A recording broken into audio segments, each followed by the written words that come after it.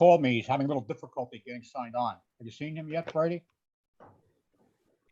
Carl, it's the same as last time. He has to be switched from an attendee to a panelist, or he's going to enable him and then calling on. Right.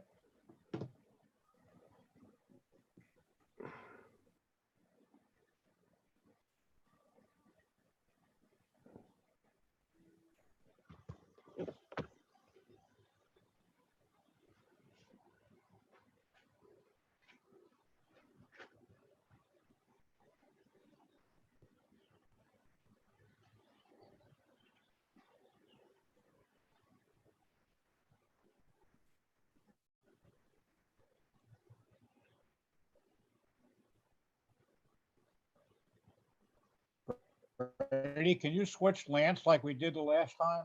Get him in? Yep, I will as soon as he is in. Okay.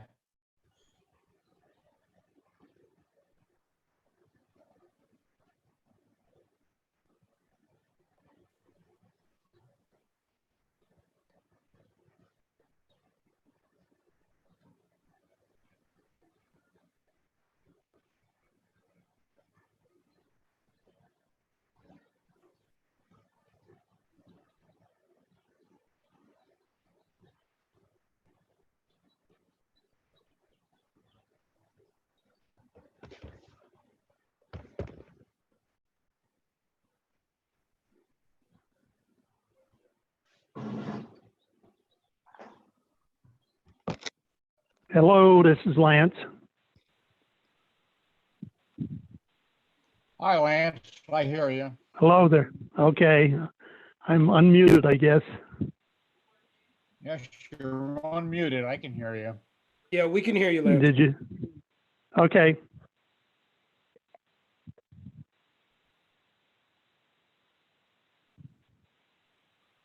Carl, you want to go ahead and start the meeting?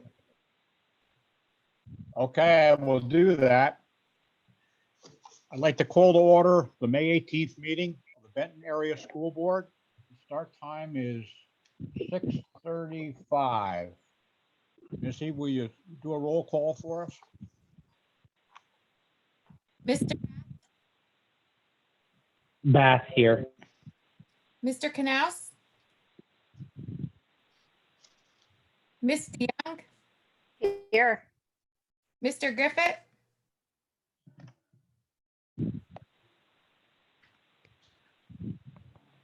Mr. Griffith?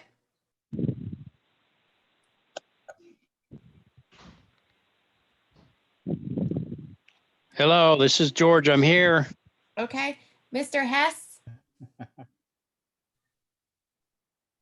Mr. Hess? Mr. Lipinski? Here. Mr. Osborg? Here. Mr. Wolf? Wolf here. Mr. Yoder? Here. Okay, we have a quorum, so we'll start with the Pledge of Allegiance. I pledge allegiance to the flag To the flag of the United of the States of United America, States of America, and to the to republic the for which republic it stands, One nation, one nation, under God, under God, indivisible, indivisible, with liberty and and justice. justice and justice for for all. all. Okay. Continuing on with our mission statement, our mission is to provide an excellent education in order to maximize the potential of all students and prepare them to meet the challenges of work and life in an ever-changing world.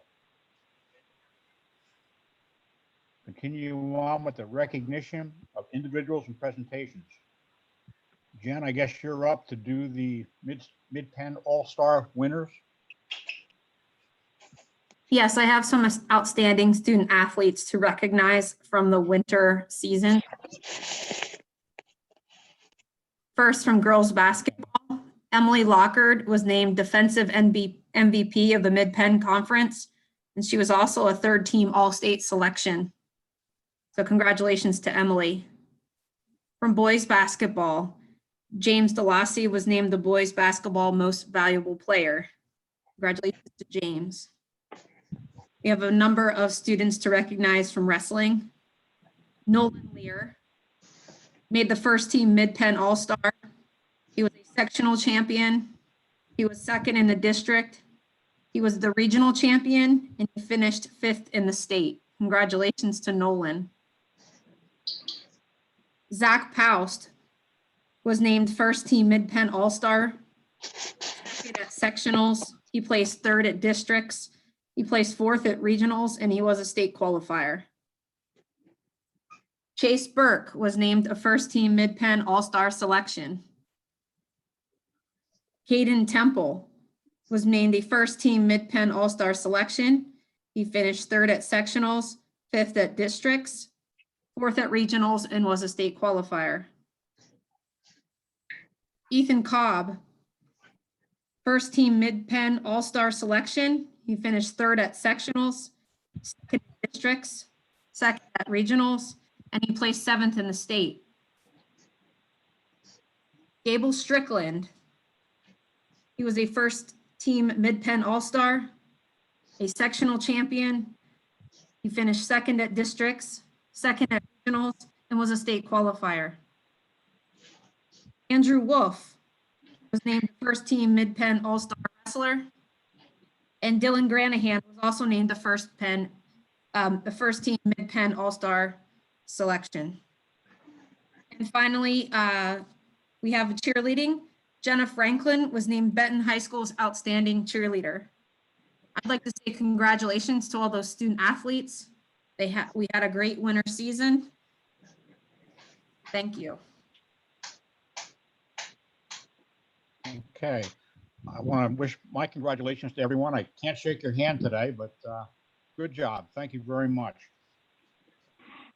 An announcement we have now, the Zoom meeting is being recorded, and we'll go on to the approval of the minutes. Now, when we ask for a motion, make sure if you're going to propose the motion that you say your name, and if you're going to second it, say your name and you second it, so that Misty gets it correct for the record.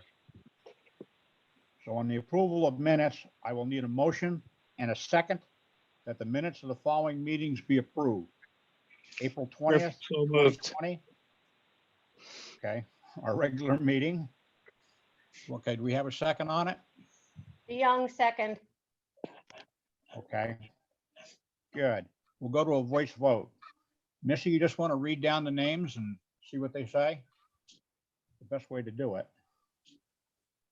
Mr. Bath,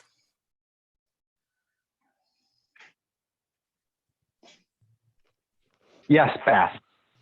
Mr. Knaus,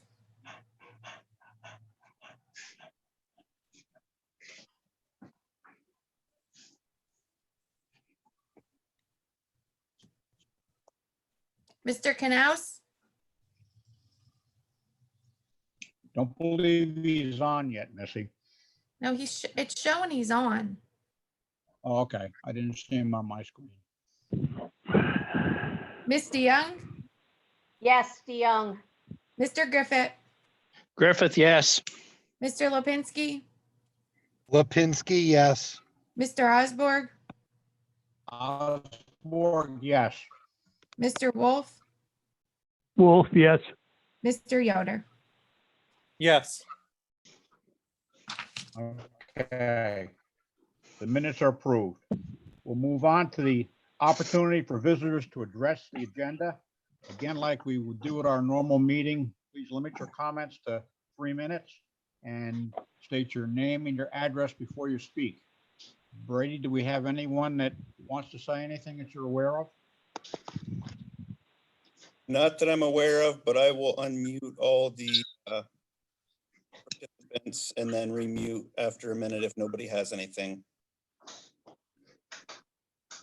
Okay.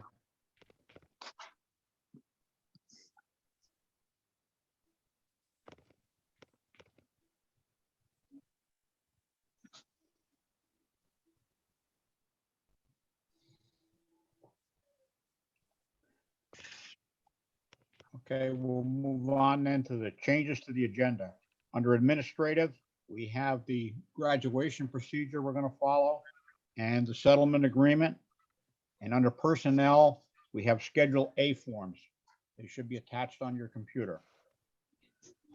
Moving on to the business manager's report, starting with the treasurer's report, I will need a motion and a second that the board summary report dated April 30th, 2020 be accepted and filed for audit.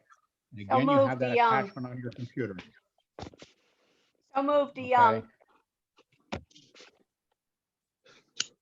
Griffith, second. Okay.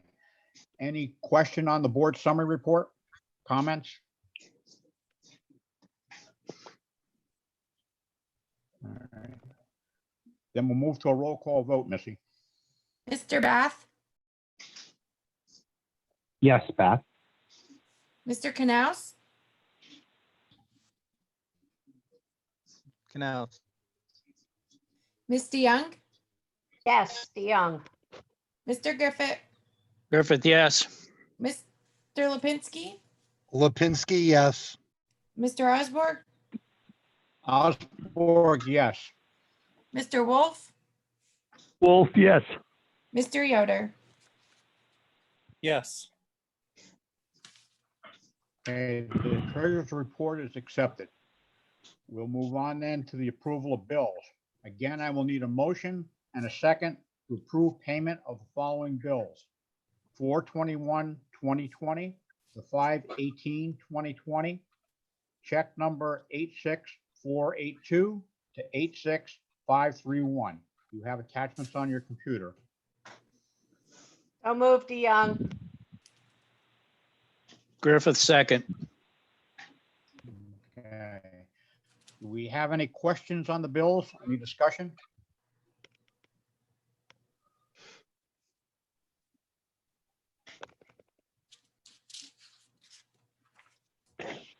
Okay, and we'll move on to a roll call vote, Missy. Mr. Knaus, Approved, Canal. Ms. DeYoung, Yes, DeYoung. Mr. Griffith, Griffith, yes. Mr. Lipinski, Lipinski, yes.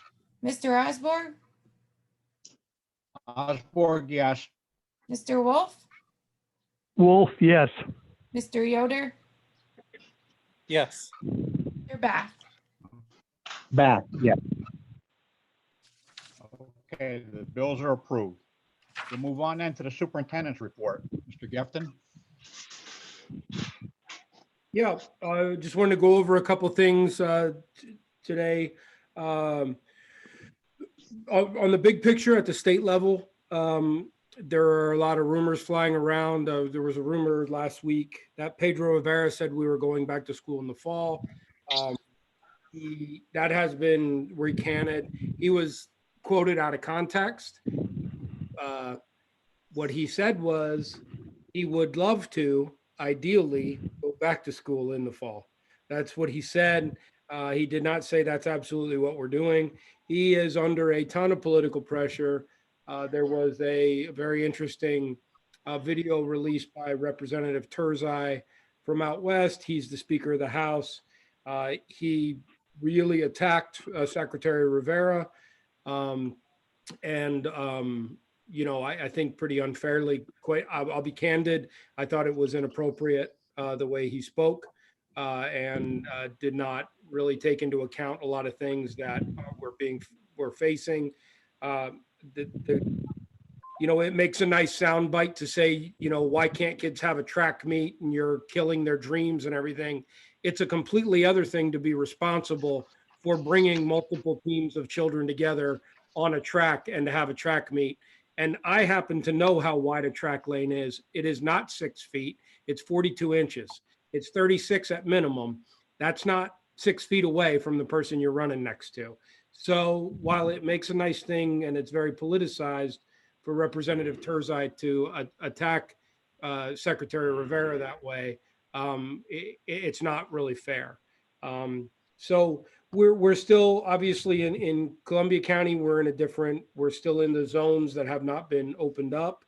And even the opening up doesn't really allow us to do a whole lot. We have to wait and see at this point. I think that the dynamic has shifted away from LEA control, which is essentially our control as a board and administration to work together and make some decisions. I think some of that control is going to shift away from us. That's my opinion, but I think that opinion is shared by a lot of superintendents and administrators in our region. I spend a lot of time on Zoom meetings with the other superintendents, at least through RIU, and to an extent, some other ones through the state. And that's really, we're all in the same boat to some degree, but we're going to have to wait and see. I think that our best course of action at this point is to prepare for multiple options come fall. I think this year is sort of, we've planned it out. I applaud our teachers. I think that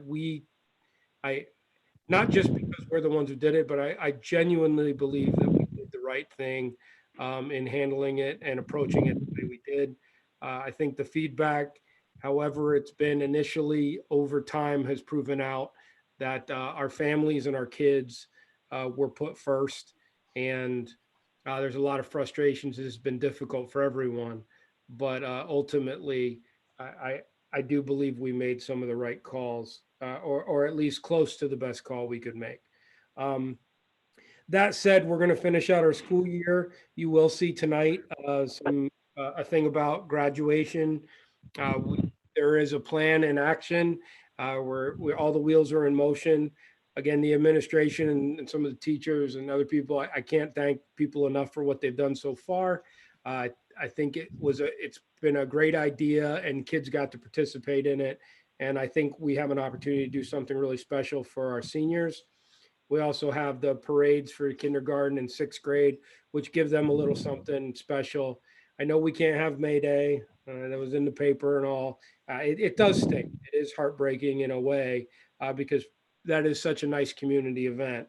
But I think I got to say, I mean, what's more community in Benton than to use the rodeo grounds with the Rodeo Association and the borough and everybody helping you out? We're not standing alone and doing this on our own. So we'd be remiss not to, in the thanks that I'm giving to everybody else, to not thank the borough and the Rodeo Association too, because they really stepped up to make this a nice community event beyond just the school. And that's a great thing about our town. Again, you'll see that a little bit. If you have any more questions about it, we can talk about that later. About what we're going to do the end of the year. You should have gotten messages about the stuff. I think it'll be neat.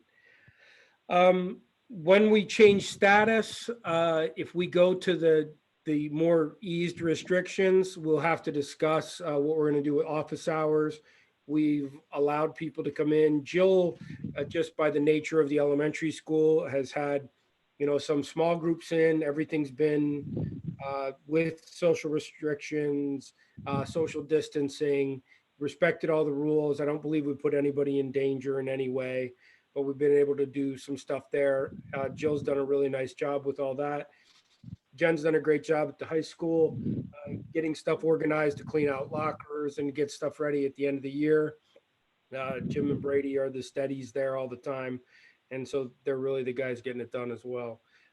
We're also, when we change towards here at the end, if we change status and they open things up, I don't know, I've said it a couple times in our admin meetings, just because you can doesn't mean you should. And so we will have to discuss what we're going to do with schedules of people for the summertime.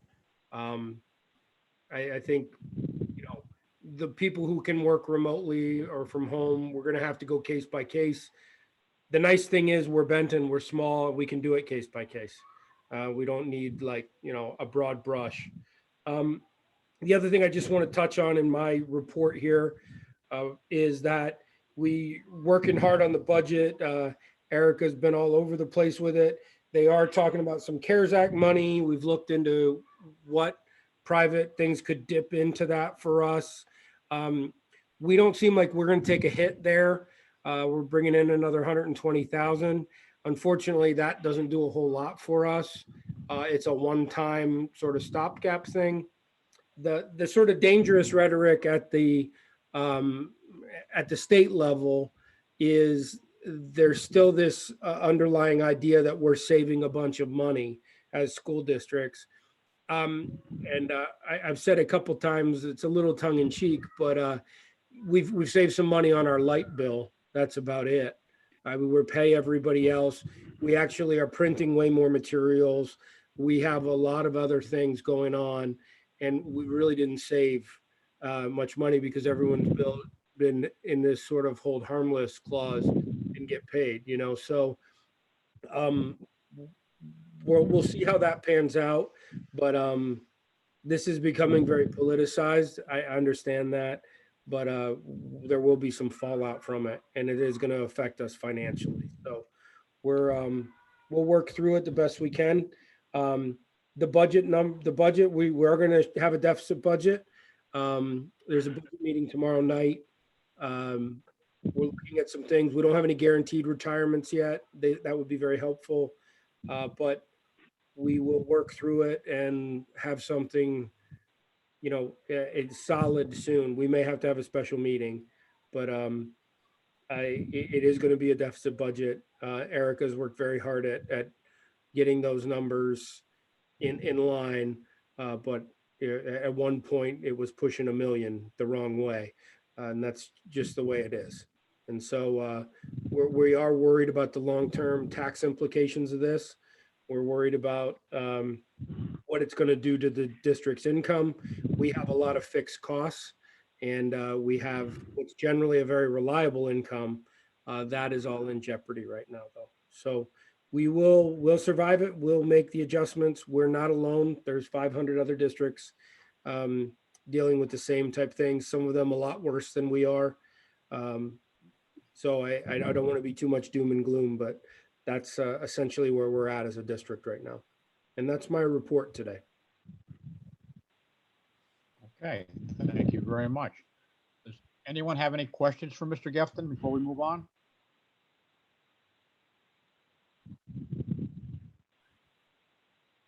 Okay, then we'll move on to the middle senior high school principal's report. Jen, I know your report's on the computer. Is there anything you would like to add or clarify on that for us? Yes, we've been working hard as a team on graduation. We meet weekly to discuss the plans, working on laying out, and we're meeting again tomorrow for that. A group of teachers come in and help clean out all the lockers, and we organized every. So we're setting up return of laptops, and kids will bring some things back, and we'll give them their locker items. We have time set up. I just want to say that the teachers have done a great job, trying to reach out to every and keep track of every single kid and do our best to communicate with them. And we did a virtual Act 80 day on Friday. We had teachers doing Google Classroom trainings and sharing information. So I think that, that's well, but we all hope we're back in the fall. And that's what I have.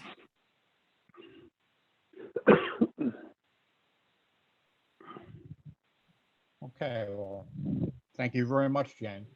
Anyone have any questions for Jen? I just want to make a comment All quick. right. Jen's done a great job with all of them and what she's doing with the Google Classroom training, and Jill as well. They're really working on getting us prepared in case there is a second wave of this. So even if we come back in the fall, or if we don't come back in the fall, we have to be prepared. And our teachers get it, and they're doing a job, and Jill and Jen are providing great leadership and getting people on board with it. It's not an easy thing, but I'm proud of the work that's being done there. Very good. I agree with you. It's a good comment. All right, we'll move on then to the elementary school principal's report. Again, that's on your computer. Is there anything you would like to add to it, Jill?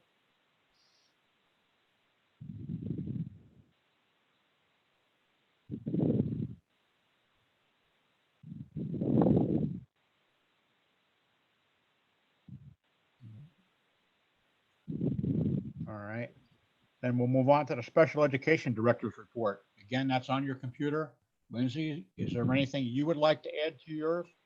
I have a couple of things that I can go into a little bit of detail about. In the beginning of last week, I drafted a letter providing notice to all parents of students who are eligible for ESY services that will be delivering the instruction virtually. We individually tailored each letter to reflect all services that the students will receive as per their most recent IEP. I did send the letter to our solicitor for approval, and he said that it was good to go. So we were able to mail them out in the middle of last week. Parents have until tomorrow to let us know whether or not they intend to have their child participate. We've already heard from a couple parents. My general inclination is that participation in the program this year might not be very high, given the format in which we're providing instruction. Maybe I'll be surprised, I don't know. If we don't hear from parents by tomorrow, I'll just reach out to them directly. I know that we typically have the ESY staff approved at this meeting, but the number of staff that I'm going to need is going to be solely dependent upon how many students participate. So I plan to have that information ready to go for the next board meeting. My department has done a really good job with keeping in compliance with the completion of all evaluation reports, reevaluation reports, IEPs, 504 plans, and GIEPs. I think there's actually only one IEP meeting left to close out the school year, and then we're ready to close out all of our documents. So that's good news.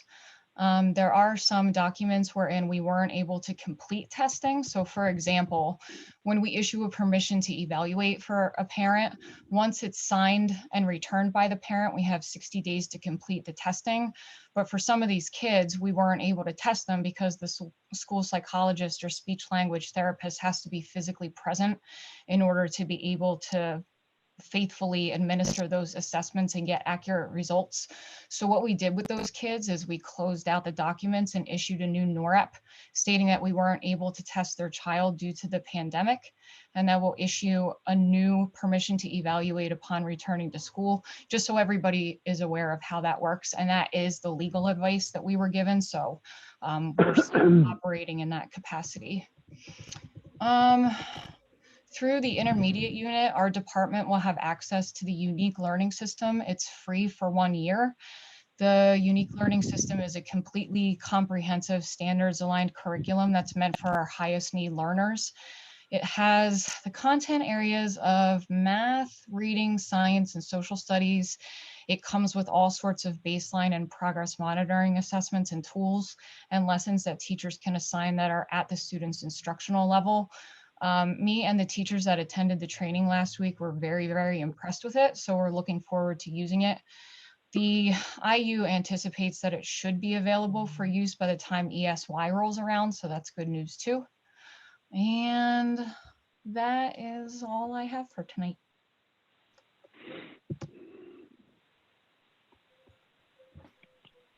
Okay. I Carl, apologize this if is- anyone can hear my if anyone can hear my musical clock in the background. I can't stop it. It'll stop itself in 30 seconds. It's relaxing.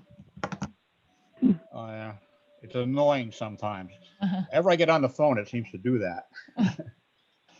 Okay. Anyone have any other questions for Lindsay? No, Any Carl, other this comments? is Jill. Can you hear me? Now I can. Okay, so I was talking before, but I guess my mic was muted. Brady had to unmute me, so now I can talk. Can I do my report? You certainly may. Jill, we know everything's wonderful in the elementary.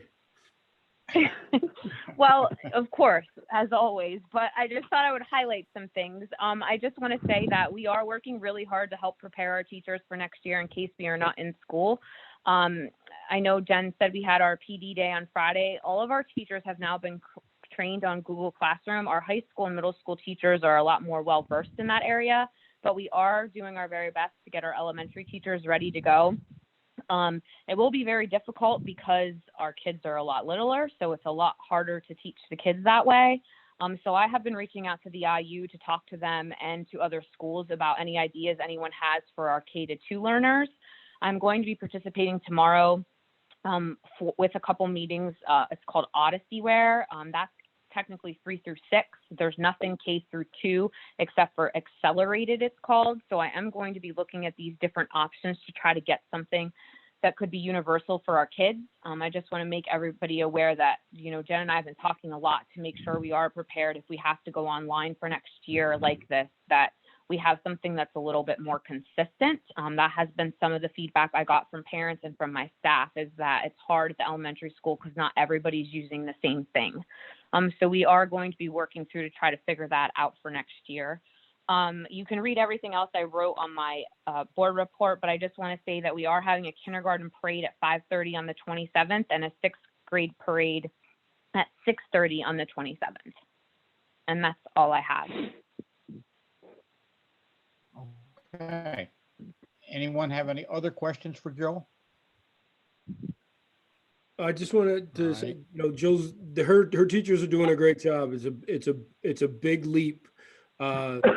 Jen has been working for a couple years on making stuff at the high school be more and more tech friendly, and she's got a great background in that. Jill is kind of starting from nowhere and really pushing technology because we have to. But again, I applaud the teachers who are coming on board with it, and Jill's been consistent with that message. And there's a very good possibility that even if we start school next year, that we wind up out at different points because of the COVID coming back or flaring up. And before I forget, because of Lindsay's thing, Lindsay's job is really impossible in some ways now. It just is. And he's faced with impossibilities for compliance. So she is becoming a lawyer as we speak to try to work her way through this.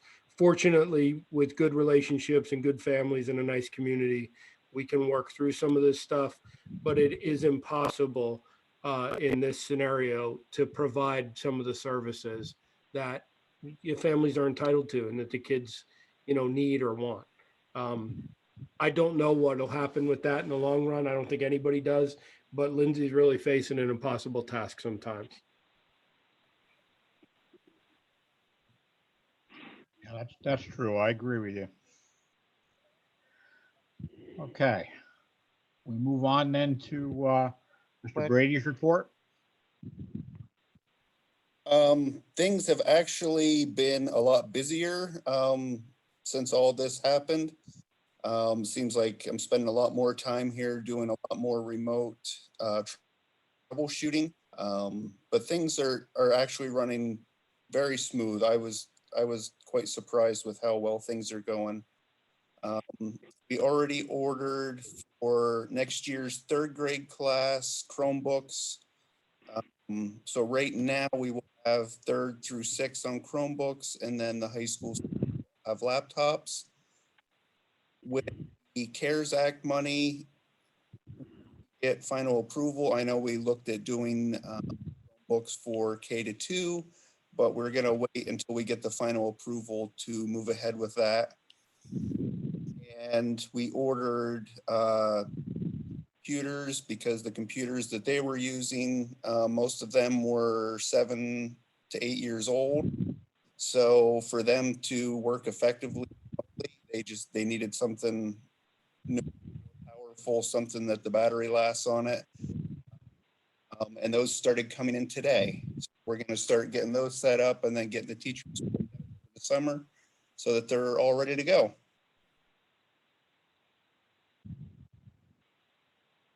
Okay. Very good. Anyone have any questions for Mr. Brady? Brady, can you just touch on the teachers needing better computers than the kids? It's not a big expense. It's something that we looked at and it was already planned out on your end, but maybe just let the board know that that's really the direction we have to go and it's the right thing.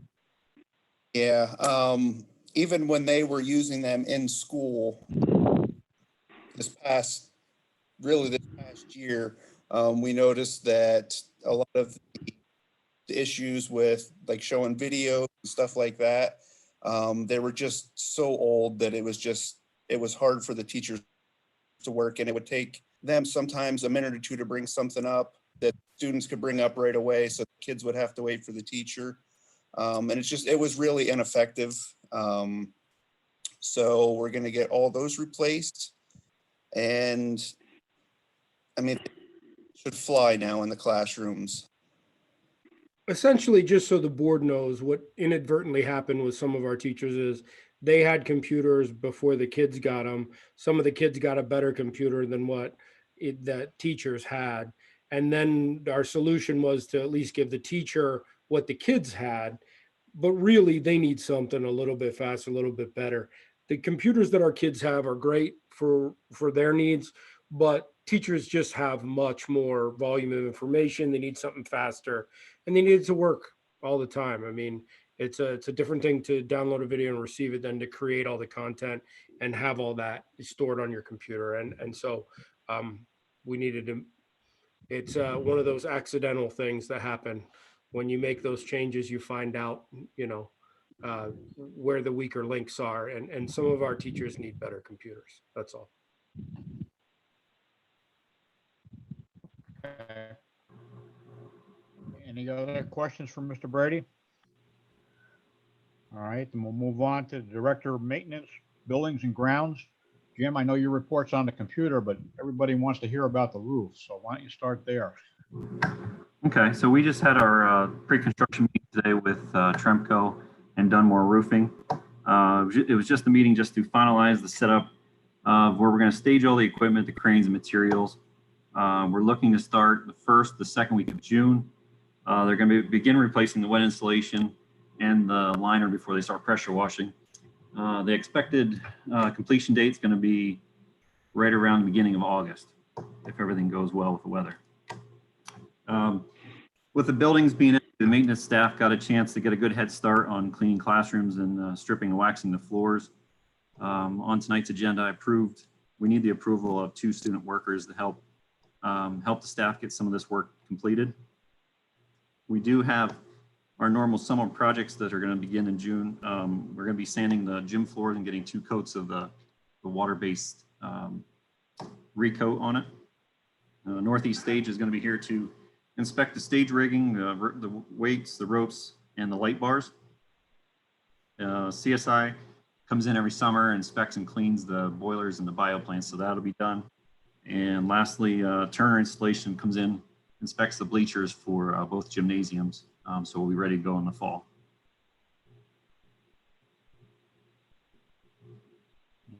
Okay. Very good. Any additional questions for Jim? Alrighty then, we'll move on to the administrative action. First of all, item number B, the CMAVTS Authority Board. That item is no longer needed, so we're going to delete that from our meeting tonight. So we'll have A through F, but there is no item B. All right. Administrative action. I'll need a motion and a second to approve administrative items A through F as listed. A, potential graduates, class of 2020. Approve the list of seniors who are potential graduates of the class of 2020 as presented, pending satisfactory completion of the 2019-2020 school year. Again, you have an attachment on your computer. Item B, like I said, is eliminated. Item C, the Act 93 agreement, July 1st, 2020 to June 30th, 2025. Approve the Act 93 agreement, July 1st, 2020 to June 30th, 2025. And again, you have an attachment on your computer. Item D, reappointment of solicitor. Reappoint Ellis H. Katz of Sweet, Stevens, and Katz and Williams, LLP, as solicitor to the board for the fiscal year 2020 through 2021. The rate for non-routine matters is $195 per hour, and the rate for routine matters or general advice is $160 per hour, as per the standard agreement for fees, costs, and expenses for representation of public educational entities. July 1st, 2020.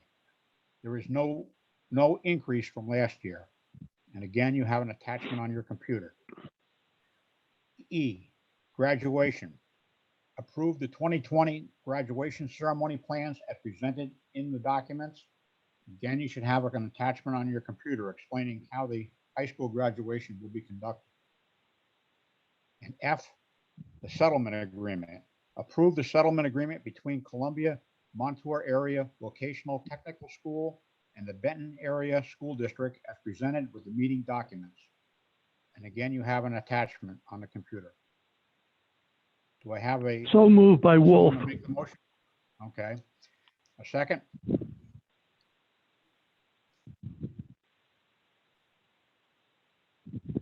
Bath, second. Okay, Bass second. Okay. Little discussion on some of the issues before I open it up. The Act 93 agreement, you have it attached on your computer. You'll see the additions to the original agreement are in red. The deletions are in blue. And just a couple highlights of what we did with that negotiation. Number one, we put a clause in there, if you leave service prior to the end of the school year, your sick, personal, vacation days will be prorated for that year. Item number two, there's a provision in there for a buyback of 5 vacation days per year.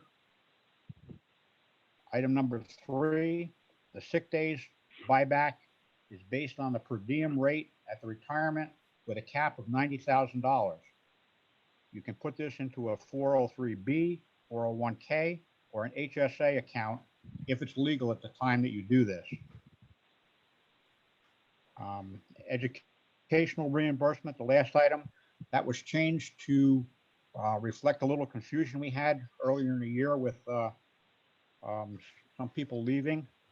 But basically that says 75% is due back to the district if not completing the first school year after receiving the payment, 50% if not completing the second school year after receiving the payment, and 25% if not completing the third school year after receiving the payment.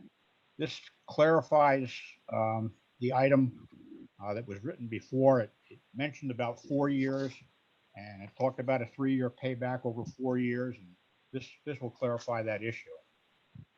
So those are the changes. You can see the changes, the additions in red, the deletions in blue. Okay.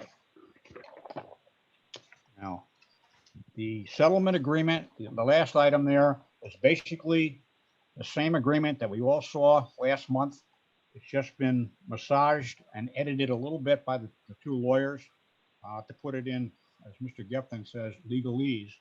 But basically, the wording is exactly the same and the conditions are the same. So you can take a look at that, but that's the same document that we approved last meeting. So at this point, if anyone has any additional questions on items A through F, eliminating item B, speak up. Carl, Yes. in segment F for the settlement agreement, the amount Yes. that is on the paperwork that we have here is different than the amount that we were discussing that was in around 70-ish thousand. Could someone explain Yeah. that to me? What does it say? I don't have it in front of me. We made a payment, Dave. Okay, so we made a payment of approximately 30,000. This is the remainder? Yeah, the payments were, I think the high 20s. And so, yeah, this is the remainder. Okay, So the two, between the payment and that, and this is the number that they generated, Erica checked, we're all good. okay, Yeah, so it's still, it is still absolutely the number that we had talked about. We've talked about for months. We just paid a portion of that already as it came due. I just wanted to make sure that that amount didn't increase tremendously. No. Yeah, we double checked everything. So it's the 40 something now is what the remainder of the 70 that we had talked about. Thank you very much. Yep, no If problem, you Dave. remember in our tech options committee, we were talking of the $50,000 range. Yes. Assuming we made our normal payment in the spring. I believe that was a March bill, but I'm not 100% sure. Okay, Just checking, Carl. Thank you. no, very good. Any other questions on A through F? All right, then we'll bring it to a roll call vote, Missy. Mr. Young, DeYoung, yes to all. Mr. Griffith,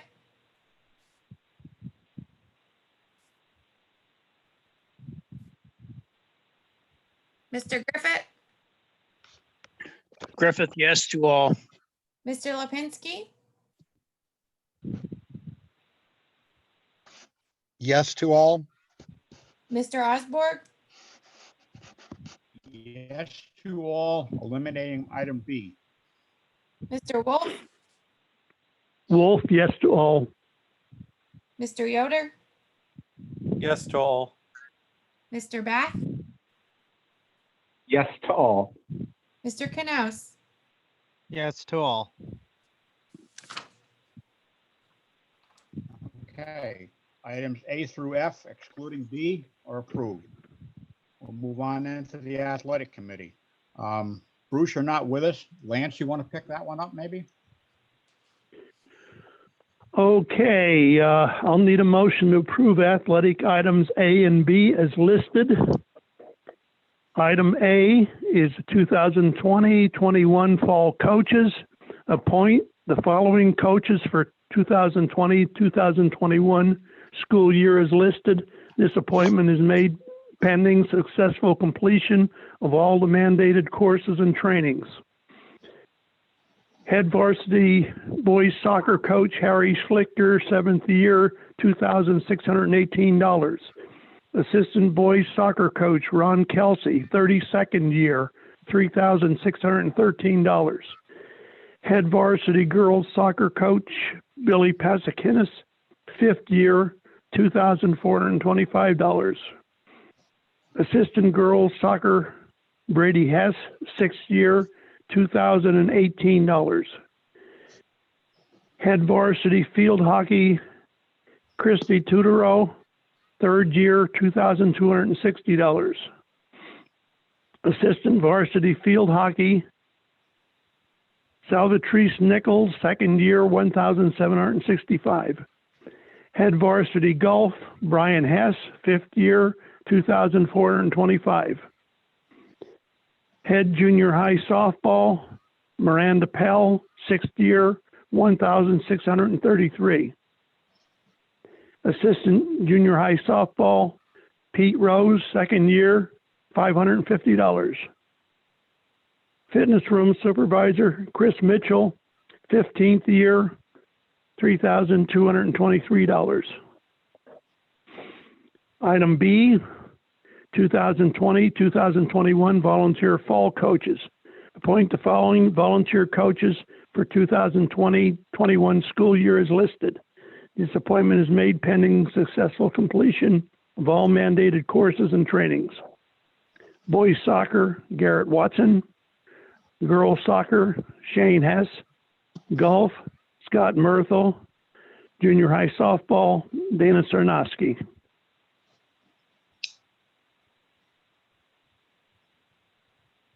Okay. Do we have a motion and a second? I have a question, Carl. Go ahead. If we do not have a fall or a winter or whatever season, are these coaches on the understanding that there will not be any pay if there is not a season?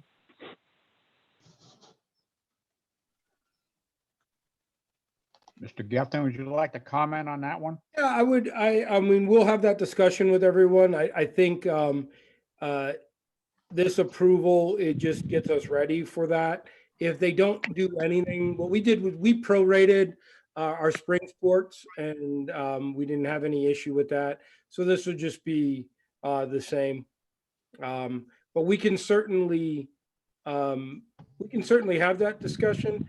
Or honestly, if you want, Dave, we might want to table this and have that discussion first, because under the hold harmless clause, and a lot of places are paying their coaches the full thing. And I don't want to get us into a situation, I wasn't really thinking about it, where we would owe coaches automatically. I'm just simply saying that I understand the hold harmless, but at the same time, we already have past practice where we have established a prorated plan. So that puts us in this quandary to start with. I Yeah, mean, we want to have the season, we want to pay the coaches. But if we're not in school and we don't have a soccer program or a soccer season, it doesn't seem fair that we need to pay. right. It doesn't seem fair to the district. And I just don't want something that we've agreed to a payment to an assistant coach for approximately $3,700. Um, we're required to pay that. That's Well, not what correct.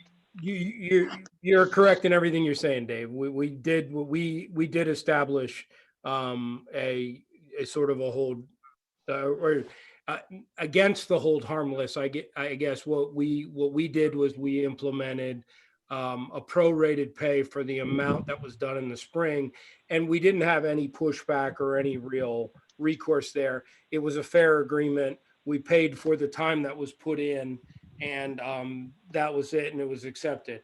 I would certainly hope that that would be the case in the fall, but I can't sit here and tell you that we had that discussion with these coaches.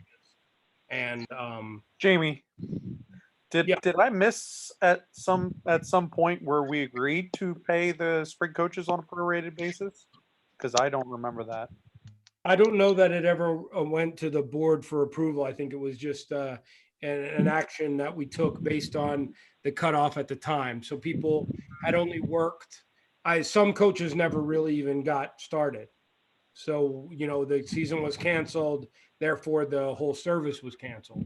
And there were a few that had started some things. So if they had put in a week or so, there was no real, I would say, Matt, that there was no significant payment made to anybody for the spring just because of the timing.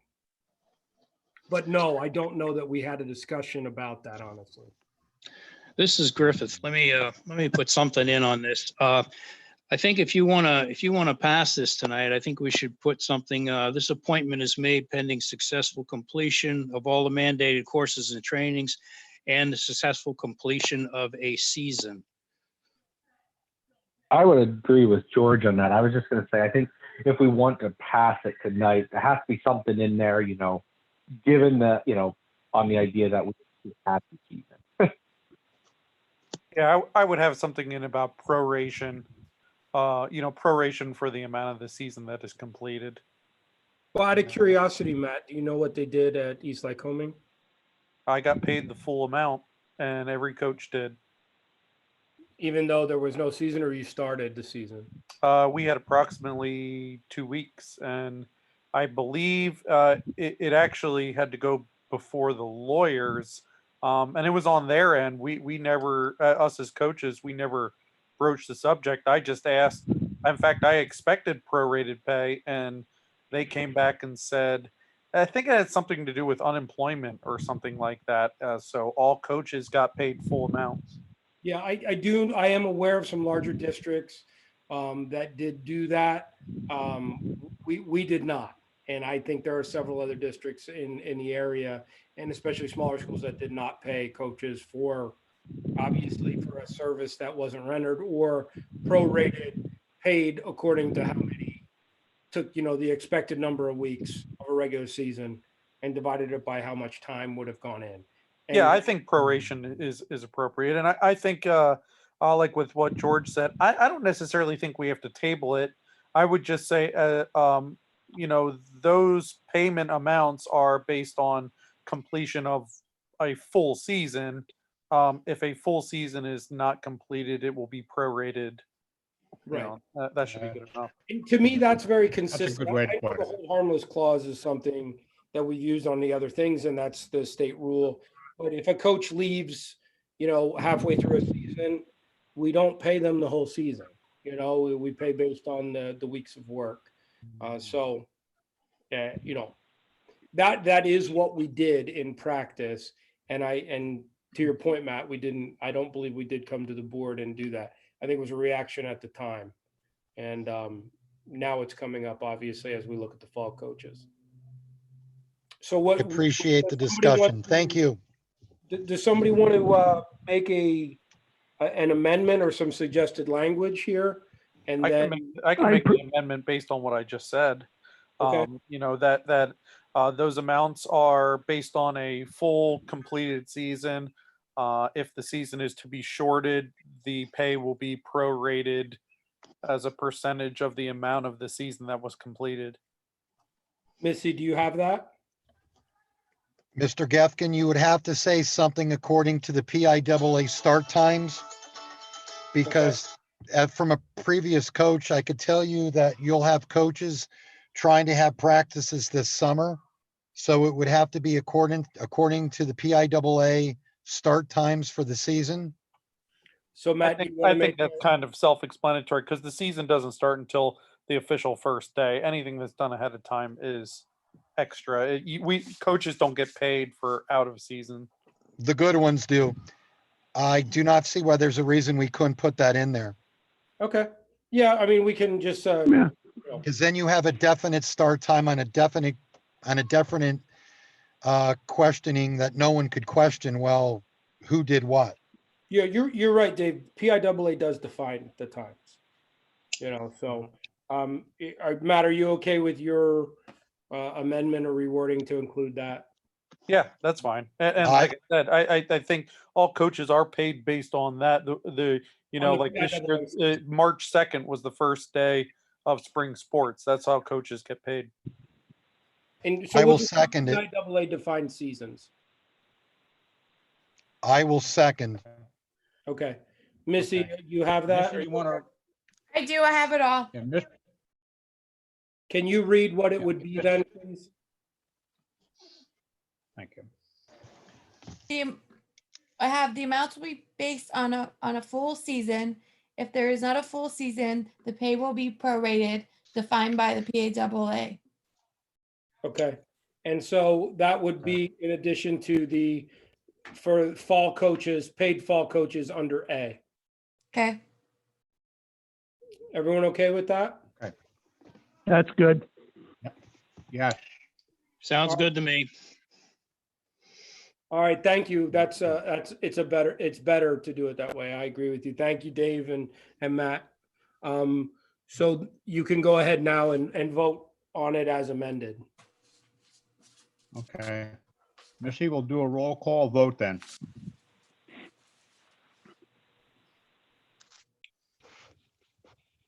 Okay. Mr. Lipinski, Yes to all. Mr. Asborg, Yes to all. Mr. Wolf, Yes to all. Mr. Yoder, Yes. Mr. Bath, Yes. Mr. Knaus, Yes. Ms. DeYoung, Yes. Mr. Griffith. Yes to all.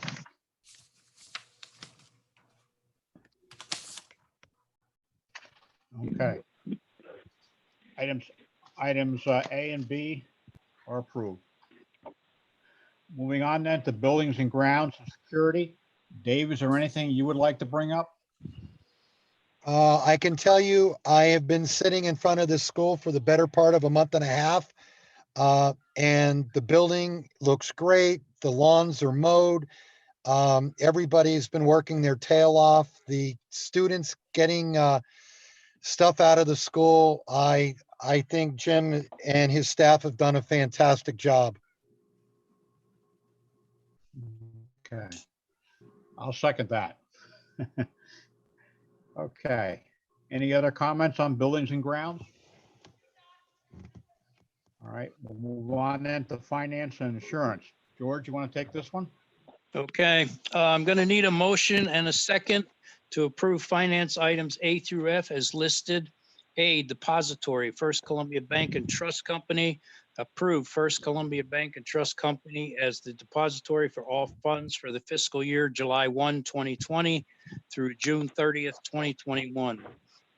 Extracurricular busing services, item B, extracurricular busing services. Approve the transportation quotations for extracurricular busing services for the 2021 school year Cost per mile, $2.90, and cost per hour per driver is $7. Glenn Reiner Transportation. C, garbage disposal recycling quotation. Garbage disposal recycling quotation for the 2021 school year at a cost of $1,184. Paul Schaefer Disposal Service. Item D, Houghton Mifflin Hardcourt Spanish Curriculum. Approve the agreement with Houghton Mifflin Hardcourt for HMH Advanced Most National 2018 Spanish Curriculum. The cost is $7,631.53, and there's an attachment for that. Item E, McConley and Asbury School Auditor. Approve McConley and Asbury as school auditor from July 1st, 2020 to June 30th, 2021 at a fee not to exceed $15,900 per the letter of understanding presented. Last year's cost was $15,675. Item F, PlanCon. Approve PlanCon K documents for the Benton Area School District's 2020 bonds as prepared by PFM for submission to the Pennsylvania Department of Education, and you have attachments for that. So moved, DeYoung. Second, Yoder. I do have a question on number C. Should that say 1,184 per month?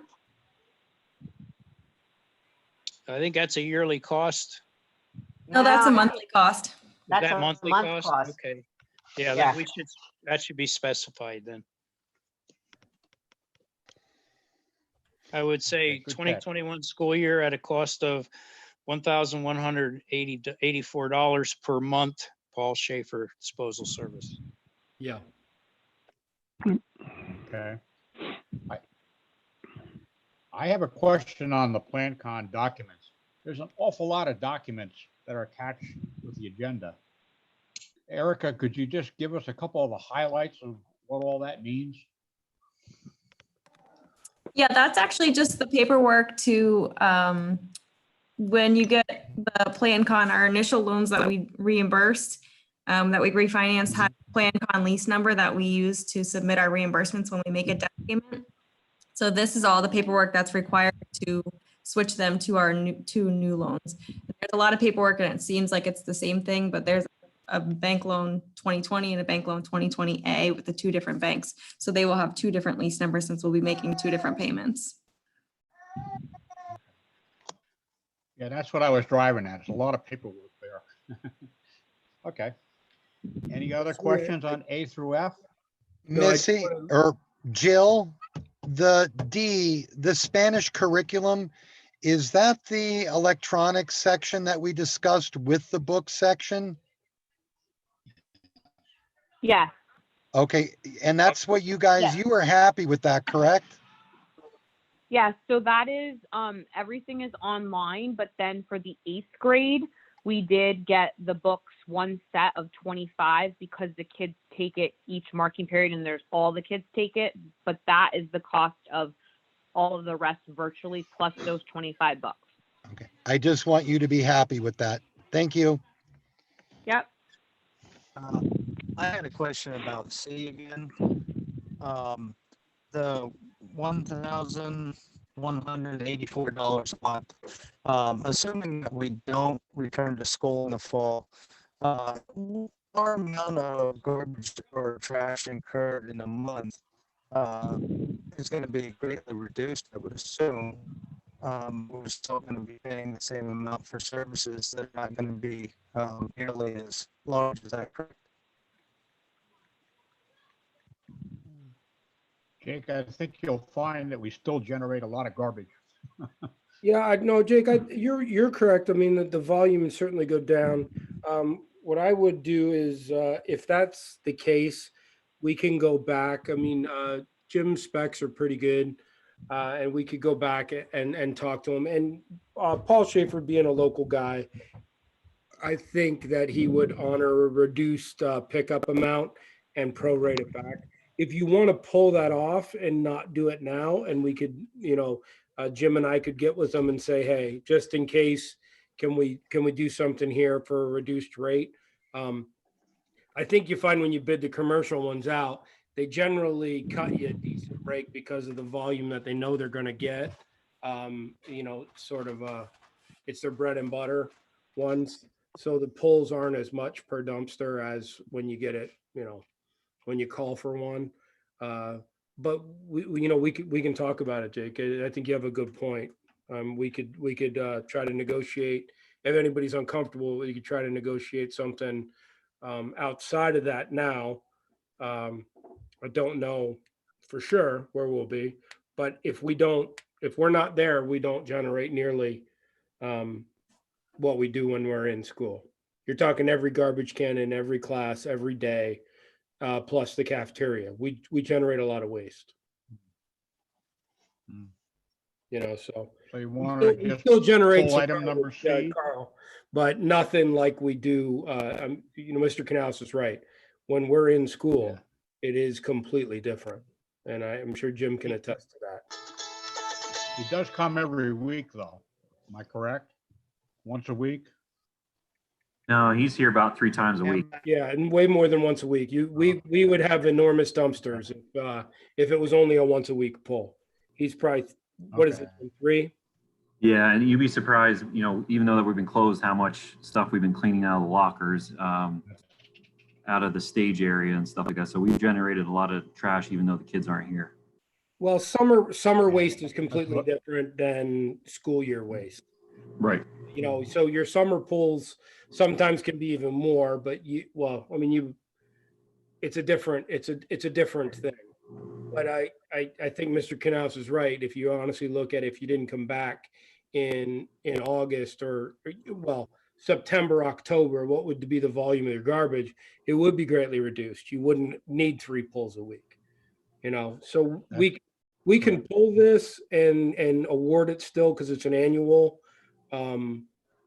quote for 2021. You could still do it next month if we wanted to go back to it. I don't think there's going to be a huge change, but you're still asking somebody to commit to that for the year. And, you know, it's not something you shop around for every month. You need to have a reliable, guaranteed thing. So, Right. yeah. And I understand that. I'm back for now. I got kicked for a little while. And I understand we need to lock something down for a yearly basis. I was just wondering, you know, with things not being foreseen and not knowing exactly what we're getting into in the future, it's kind of hard financially. We're looking at a downfall and some hard times. And you know, kind of just watching every little corner we can, you know. Well, I think you can approve it and go on the good faith that Mr. Schaefer, if he's not going to pull it 3 times a week, is not going to charge us the same. Or we can go back to him and say, hey, can we get it in writing that says this is based on 3 pulls a week? And, you know, so the value of each pull is this, and write it up that way. I think you can. I think that'd probably be. I think that would be a good idea. I mean, I don't think they'd have a problem with that. I would hope that they would understand where we're coming from in the district. Yeah. 12 is pretty reasonable too. I'm sure he'll work something out for us, but we could also put in Right. here $1,184 per full occupancy of the school. You know, if you want to do something like that, but or we can you know, we can table it till next meeting. Why don't we table it till next meeting and talk to Paul about this?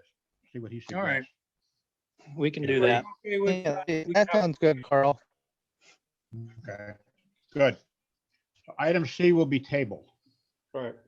I'm not Okay. trying to beat up a local contractor. He's treated the school very well.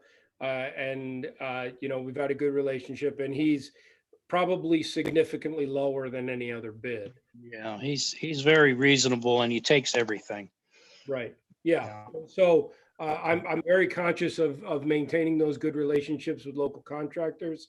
So I'm not promising the board anything, and I don't want to put this on Jim to have a bad relationship with him either. But we'll talk to him and we'll come back. So okay. That's good. That's reasonable. All right. Okay. Any other comments on A through F? Then we'll go to a roll call vote. Mr. Osborne, Yes to all except for C. We'll Mr. table that. Mr. Wolf, Yes to all. Mr. Yoder, Yes to all except C. Mr. Bath, Yes to all but C. Mr. Knaus, Yes to all, except C. Ms. DeYoung, Yes to all except C. Mr. Griffith, Yes to all except C. Mr. Lipinski. Yes to all except what was tabled. Okay. Thank you, Carl. Okay. You just had to do that, didn't you, Okay. Dave? Yeah. Yes, sir. That's Have to make fine. Missy work. Okay.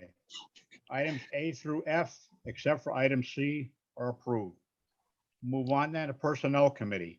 Lance, you want to pick that one up? Okay, I make a motion that we approve personnel items A through C as listed. A, reasonable assurance, approve reasonable assurance of employment for 10-month employees with satisfactory evaluation. B, summer apprentice workers, approve hiring the following summer apprentice workers, 2 in the maintenance department, all at minimum wage of $7.25 per hour, 30 hours per week for 10 weeks. The employees will be James DeLacy and Coleman Heyman. Item C, mentor. Approve Amanda Hack as mentor for Mario Tambasco for the 2020-21 school year with a stipend of $750 as per the collective bargaining agreement between the Benton Area School District and BAEA. DeYoung, second. Okay. The list of individuals on item A is attached for information only. So do we have any discussions on items A through C?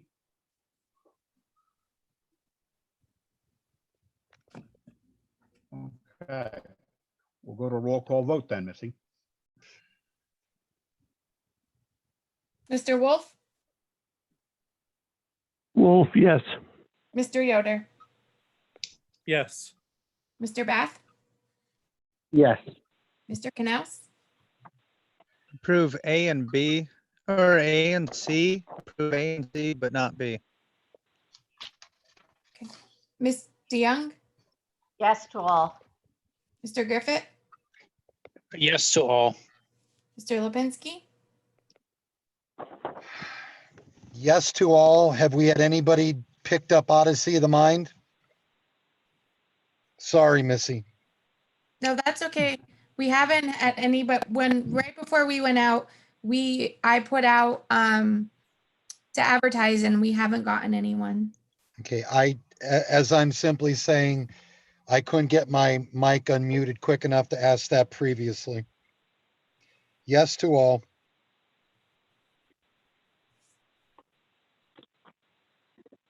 Okay. Mr. Osborne, Yes to all. The items A through C are approved. Okay, moving on then to the Policy Committee. Jake, you want to take that one? I know you're,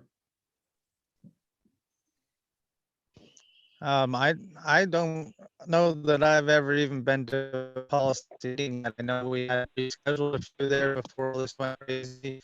And so I'm not sure what we really got going on in that area. okay. Dave, do you feel comfortable to do it or you want me to do it?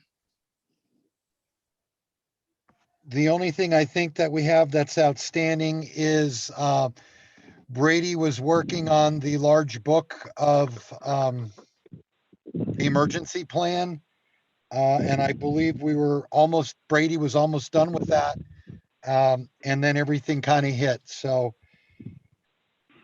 that's kind of where we're at right now, Carl.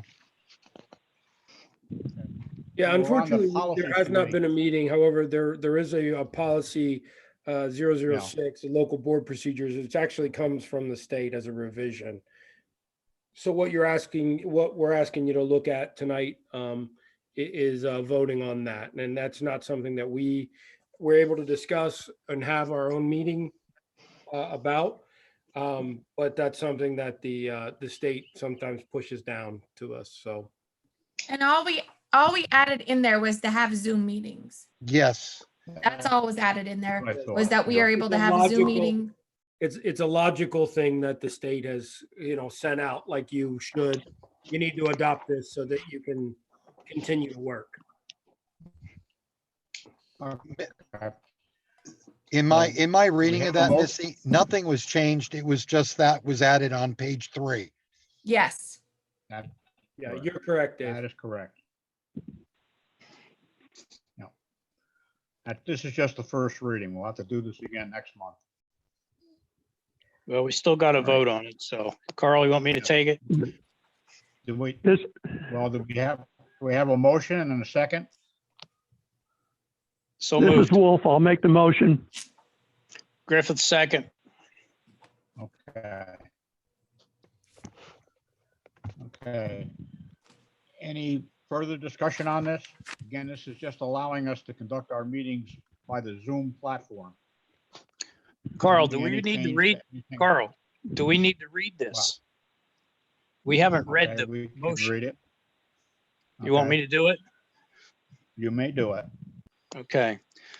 I need a motion and a second to approve policy item A as listed. A, policy number 006, local board procedures / meetings, first reading.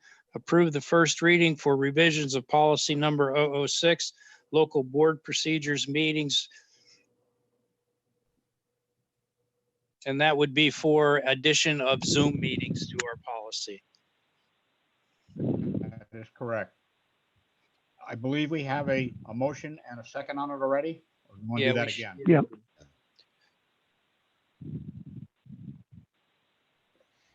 Yes, we'll do it again.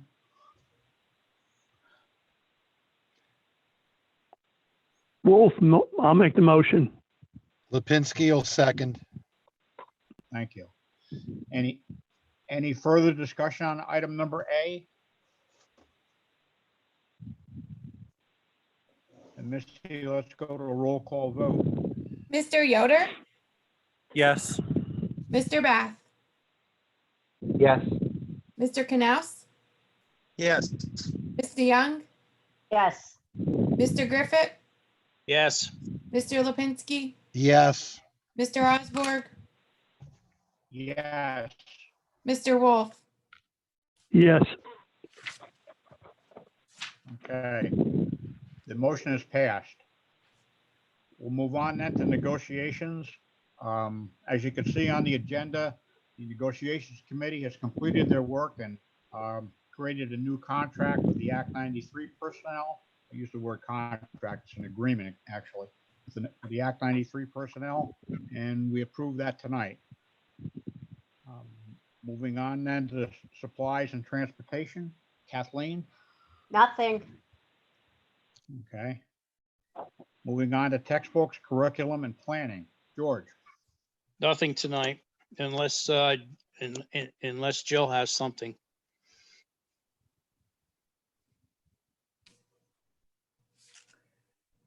Jill, did you want to add something? No, I don't have anything to add. I just want to thank everybody for approving the Spanish curriculum. You're welcome. Okay, moving on then to technical options. Lance, is there anything that you want to add? The only thing I'd like to add is I think we should select someone to periodically attend the LICO board meetings. I nominate you, Lance. Thank you, George. Well, you do Second, have a lot of experience with, with dealing with technical schools. So, Yeah, I'd be willing to do it. I don't want to put any pressure on you or anything, but Okay. Perhaps, Can we attend your meetings as a non-member? If I can make a Yes. suggestion, how about first we contact them and tell them that that's our intention. I think you absolutely can attend. I don't think that's not going to be an issue. But then we could maybe convene a new committee that maybe branches from what was our technical options committee. Maybe we rename that, maybe our LICO committee or something along those lines, because I think that could be Yeah. a very integral and important part of the board and decision making, just as the Columbia Montour committee has been. So maybe in that transition, we work our technical committee into something else. But that's something that Carl, you can do, and the board can have some discussions about. And We'll take care of that for our next meeting. yeah. I think it's a great suggestion, and maybe that's the seed to change over into a different committee from the technical options committee, which I want to say has been a very valuable way for the board and administration to work through this process. Okay, I will get to Missy and I'll get her a note on that. Okay. How about CSIU, Kathleen? Their last month meeting was held on Zoom, but unfortunately it was the night that we had our practice Zoom meeting. So they're doing it again this Wednesday and I will be attending that one.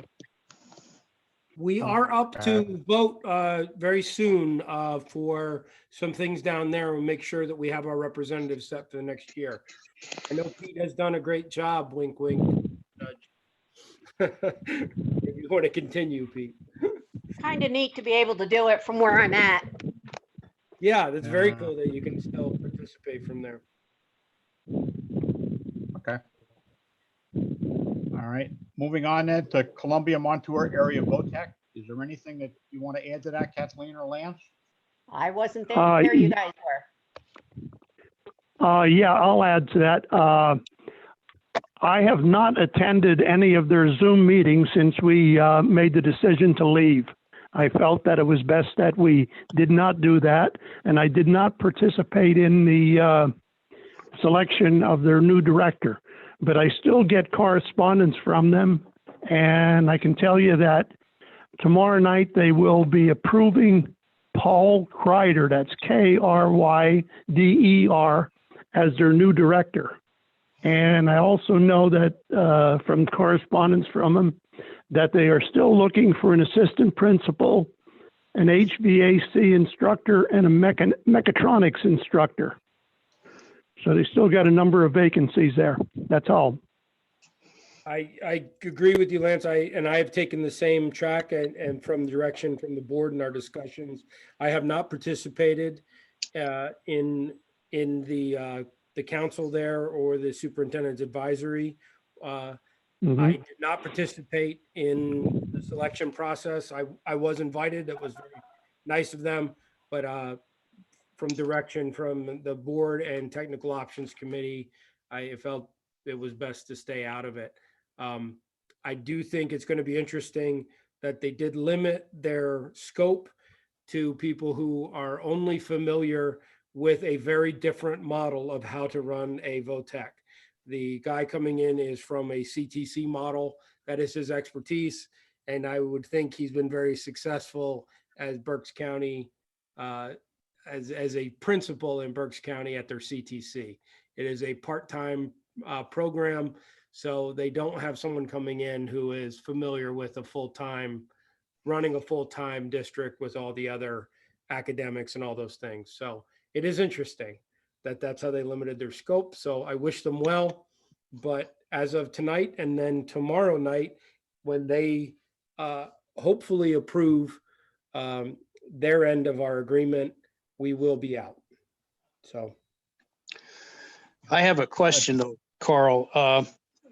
Because each county is different due to this COVID-19, if Lycoming County opens up fully and allows school in the fall, and Columbia County with VOTEC has not opened all the way yet and does not have school attendance, is there a way that any of our kids that would normally be going to VOTEC, could they transfer over to LICO? so that they get a full year of school? Well, that's an interesting one, George. That's Mhm. I don't know, but that's a Played up. man. That's a good one, George. Supposedly, once Yeah. once you get into the green zone, a county gets into the green zone, then everything is open, including schools. And if you don't get into the green zone, I think schools are still under yellow, are still no attendance. So you could run into a situation where Lyco Tech would be open in the fall, and Votech, like Columbia Montour Votech, may not be open yet. So, we still have kids going to Votech, and I'd like to see them get a full year of training. If it's possible, maybe they could start out over at in Lyco. Just something to think about. Yeah, that's great food for thought, George. I mean, I can tell you what we will consistently do. We'll do whatever the families and what we think is best for the kids, and we'll support them. But that would be a very interesting scenario. It may change the dynamic.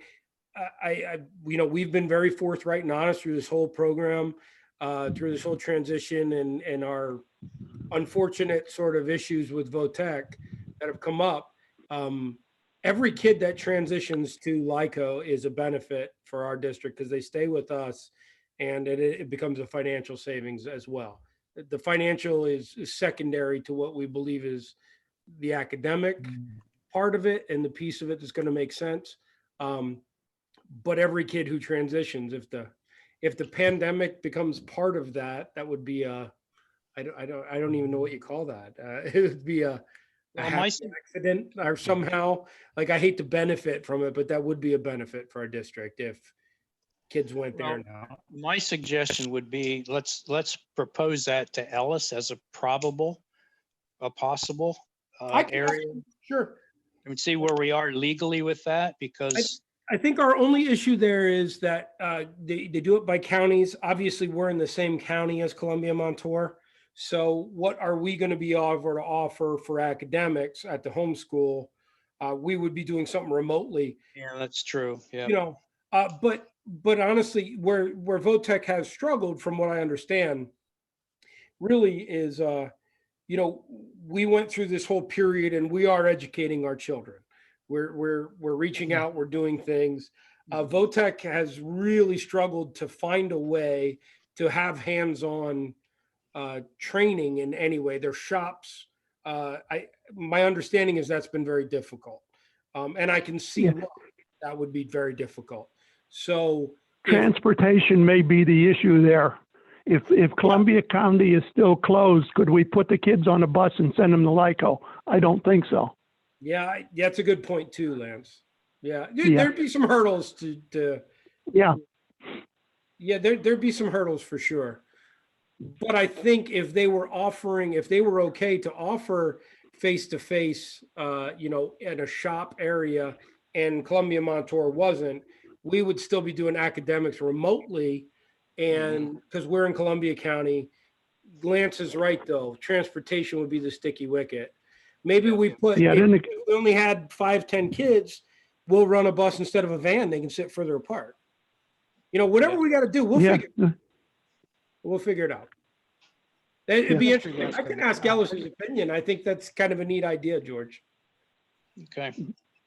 I just want to chime in 1 second there about the whole what they're doing for the technical. I think depending on what trade it is, it's really a really sticky and a lot of paper as far as theory and diagrams and stuff like that. On my son, it's electronically aimed, so the hands-on isn't there, but he's kind of just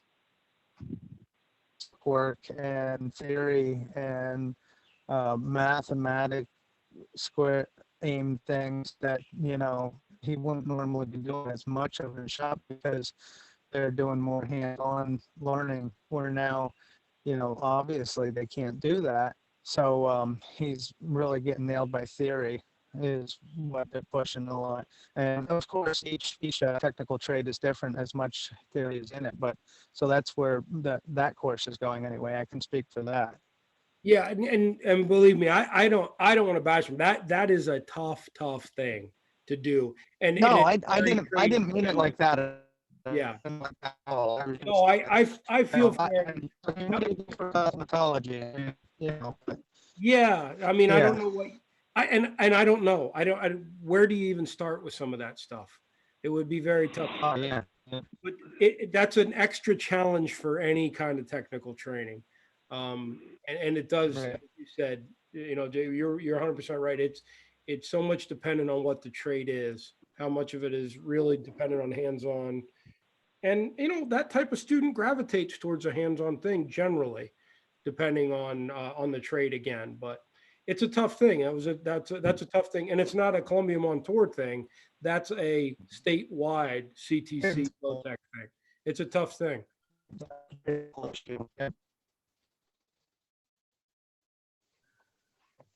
Okay, we finish our discussion then on the VOTEC? Yep.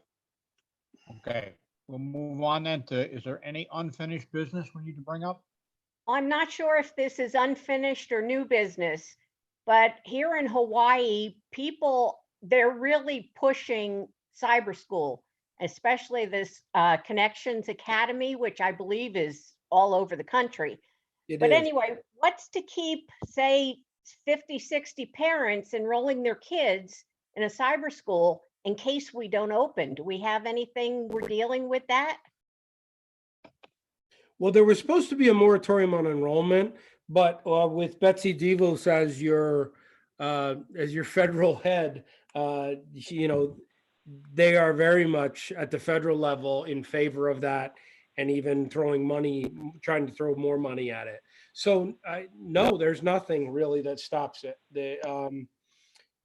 We hope that we provide our job is to provide the best education we can, regardless of how that comes across, whether it is remotely or in person.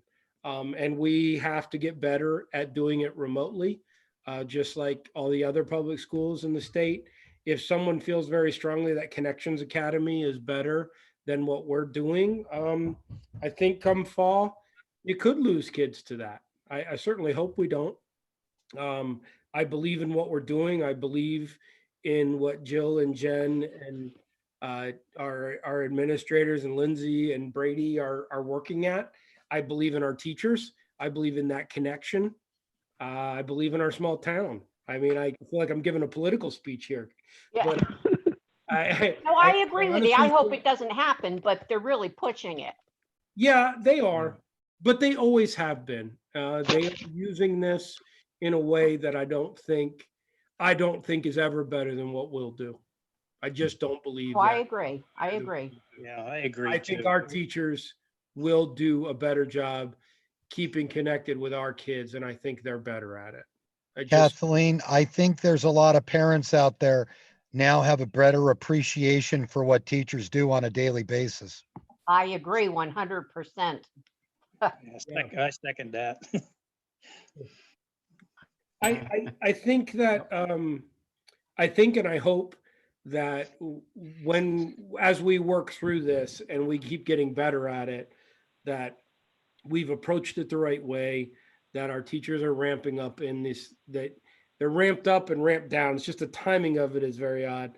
I think as we go through the summer and we know where we're going to be in the fall, that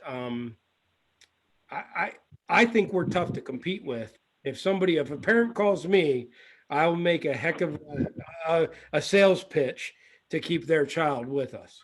I get a lot of those calls anyway, for various things, not maybe at the volume or concern or for the reason, but we've been very successful at retaining our students. And I hope that we continue to. Good. Jamie, this is the way I feel about this.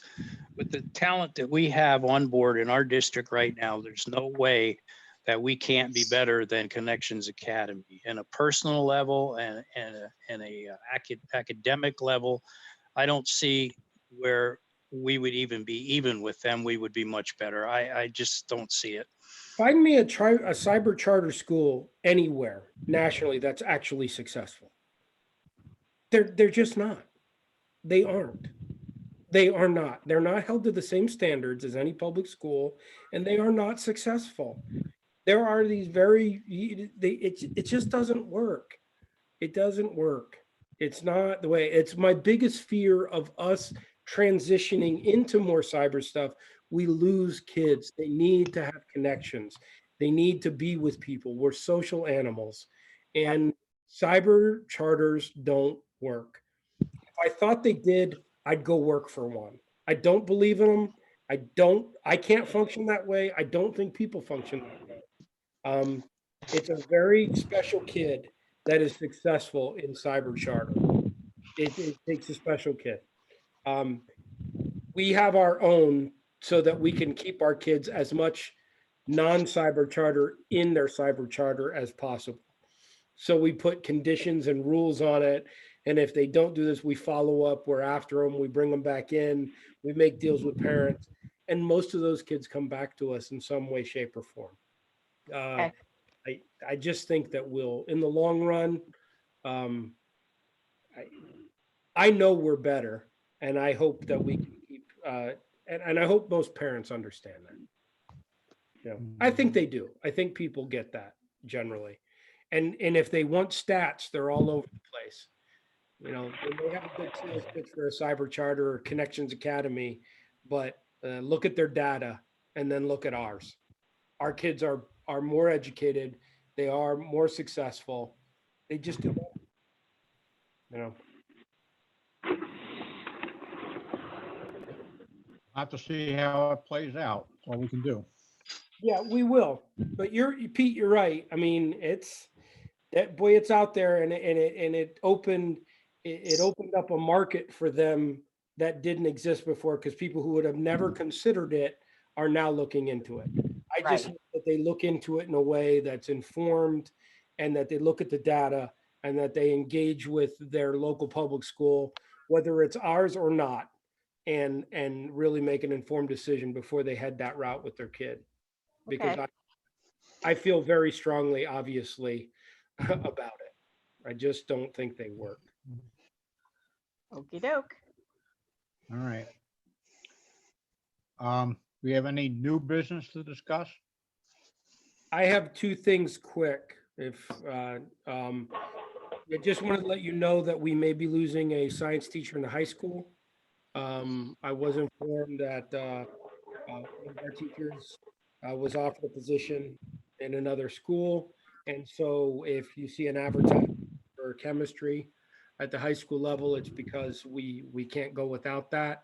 I don't have a letter yet, but every indication is that we are going to be losing a high school teacher in science. And the other thing, this is sort of anecdotal, but I think you would all appreciate it if you haven't seen it in the paper the other day, is that Millville has suddenly figured out that enrollment and income are somehow linked, and they are now concerned about their dwindling enrollment.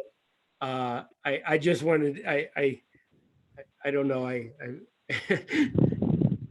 saw the I article. take no joy in their pain. However, I feel like we've warned them about this for 3 years. And the crux of the VOTEC argument was all about losing students and passing that money out and really protecting your district, and how we can make a plan to make sure that we protect what we prize value in our community. And I guess they figured that out 2 days ago. It's a little mind-boggling, but it's yeah. So I guess having them somehow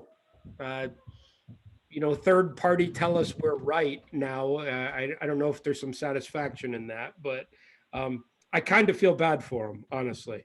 But for us, I think it's a little bit of I don't want to say vindication, but maybe maybe some other people will realize, okay, well, we were on the right track. What we have been doing does make sense. And we're a little bit ahead of the curve because of this deal with Votech. They are not. And I feel bad for them a little bit. Not too bad, but I thought it was something, if you didn't see it, that I would share. And believe me, I've gotten plenty of phone calls about that one. Would that have been Saturday's paper, Mr. Gefkin? I think it was, yeah. Thank you. Yeah. Saturday Did you or notice Sunday. did you notice who they hired as a superintendent? The guy who was he was at Northwest, then he was at Crestwood. Yeah, he applied here at one time too, I believe. Did him, yeah. I don't know the man. I don't know if him coming in has anything to do with this revelation for them or not, but I thought it was interesting. Again, I got a lot of phone calls. So, Well, all we can do is wish them well. yeah, we can. I mean, and maybe this sets them down a different path or whatever. I certainly we've talked quite a bit lately. Erica has developed a very good relationship with their business manager, trying to work through some things. We have the same bus contractor. They had some questions. We've had some meetings. I know Jill and Jen both have good relationships with their principals, you know, and talk to them about, and Lindsay certainly has a good relationship with their special ed director. So we, you know, there's no animosity there. We just share the same concerns. We are strikingly parallel districts. So it is odd to me when we view the same sort of dynamic so differently. When I think we really come from, at heart, we're very similar communities, very similar demographics, very similar finances. So when we don't see a situation the same way, it's odd to me. We'll see what happens. You know, obviously there's a transition there in their administration, and we'll see how things pan out. I do wish them well, like you said, Carl. But yes, sir. It's a very different tone in the story this week than it has been for the last 3 years, when I honestly felt like I was beating my head against the wall sometimes talking to him. All right. Okay, let's move on. We get to the opportunity for visitors to address the board. Again, if you've got something you want to say, limited to 3 minutes. You can't stand up, but you can say your name and your address so we know who we're dealing with. I see we do have 4 visitors on the phone. Does anyone want to make any comments?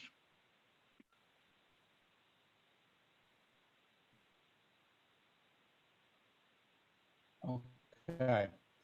With that in mind, then I'll entertain a motion to adjourn. So moved. Second. Okay. It's 8:16. The meeting is adjourned. Thank you very much for your participation. I think we had a very, very good meeting today. We're getting better at it every time. I think so too. Good night, all. Stay safe. Yeah, Aloha. thank you, everyone. Stay safe. Good night, everybody. Good night, Night. everyone. Bye. Thanks. Stay healthy. Thanks for all your comments. All right. Thanks, Missy. You're welcome. Thank you. Good job, Missy. Tell Kendall I said hello. Good night, everyone. She's riding her bike right around the school now. Okay. Bye. Bye, guys. Good night, everyone. Yeah. Bye now.